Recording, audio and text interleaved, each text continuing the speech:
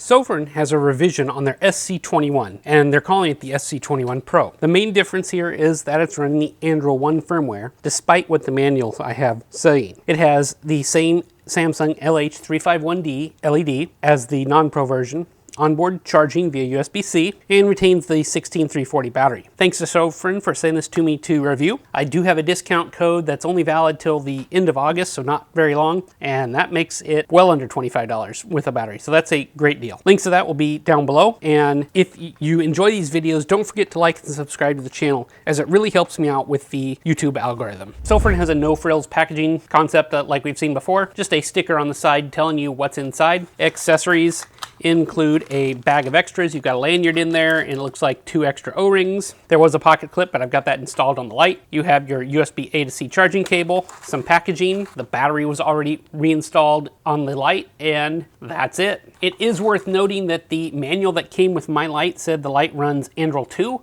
when in fact it runs Android 1. So let's talk about the construction and design here. The light is made from aluminum and is available in 3 colors. You've got a black, red, and the green that I have here. The tail cap here, as you can see, is magnetic, and it's a pretty strong magnet and has really no trouble holding the light as long as you're not shaking it like I did. The pocket clip here mounts at the rear and is captured, so it does rotate around, but that's not anything bad. It tail stands without an issue, and it'll tail stand with your lanyard due to these little cutouts on the sides too. The knurling here is average. It's nothing amazing. It's nothing bad, just average. You've got lettering here, marking on the front and the top here. I think this hot warning is just kind of, you just don't need it, but manufacturers like to include it. And you've got those markings that all your flashlights and lithium products have on them. The threads are nice and smooth. They are anodized. Spring that you can see is down in there. On the front of the head, you've got the post, and you've got your pogo pins there for flashing firmware. You probably can flash this to run Android True if you want to, but Sofirn hasn't done that from the factory for us. Up front, you've got your button, just a standard E-switch. It does have the LED center in there. I've got mine set to low, but you can run this on low, medium, or low, high, and blinking, I believe, as well as off. On the back, you've got your USB-C charging port there. This port cover is one that they've used before on other lights. It takes a little bit of massaging to get in there, but once it's in there, it stays. I'd say it's probably a little bit large for a light like this, but no problems there. The head does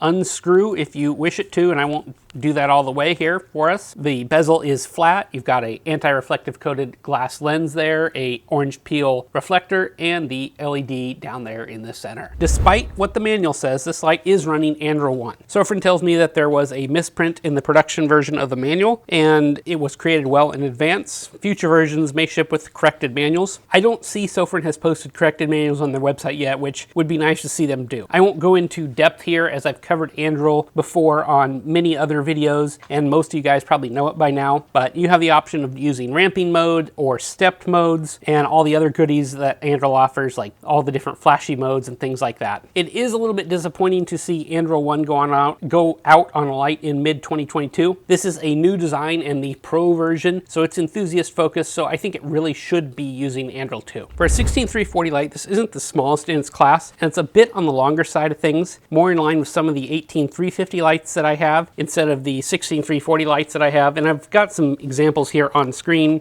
You know, the Olight Baton 3, I've got a Phoenix in there for the smaller lights there, and you can see they're all a little bit smaller here, shorter mainly. I measured the length at 73 millimeters, maximized diameter at 22.5, and the weight with the clip and battery at 2.11 ounces or 60 grams. The light is IPX8 water rated. I enjoyed carrying this light around on some recent trips out of town, and it's nearly the same size and diameter as my Raylight Land Pineapple, which I really like enjoying and typically carry on trips where I want an EDC light, but it's not a long trip, so I don't bring charging with me. This light has a dual direction pocket clip, as you can see here, and I like this type of clip. It worked pretty well, although this is fairly tight, so to get it into my pocket, I kind of had to work at it a little bit, which isn't a bad thing. It was nice and secure. The step up here is pretty good, although you do have to work at it again just a little bit, like I said. It is very, very deep carry, basically flush with the top, which I like, and it is a dual direction pocket clip, so you can put it onto the bill of a hat and have a makeshift headlamp if needed. There is a lanyard, as like I said, you can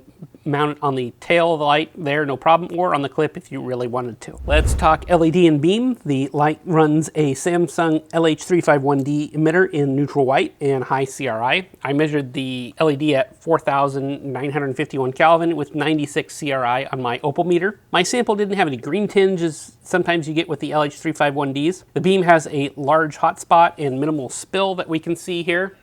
I do think if they would have used a TIR optic here instead of the traditional reflector, it would have created a shorter light, but also it probably would have increased the cost slightly. There is PWM here, as you'd expect with Andro lights, but it's fast, so it's not an issue. The button here is configurable. As I mentioned, it can be turned off, set to blinking or high and low, and when on, it does draw a small amount of power, so it's always nice to just kind of mechanically unscrew that just a little bit to shut off the light, and that way your battery doesn't drain down. Due to the nature of Andro here, I won't give specific output measurements since the light doesn't have defined modes for, medium, low, etc. I will say that when I first started the light, I saw 1044 lumens in my lumen tube, and at 30 seconds I saw 928. So pretty decent. Sofirn saying the turbo is good for 1100 lumens. Here is the Sofirn SC21 Pro. This is the Samsung LH351D emitter, and this is about 5,000 Kelvin, so a nice neutral white,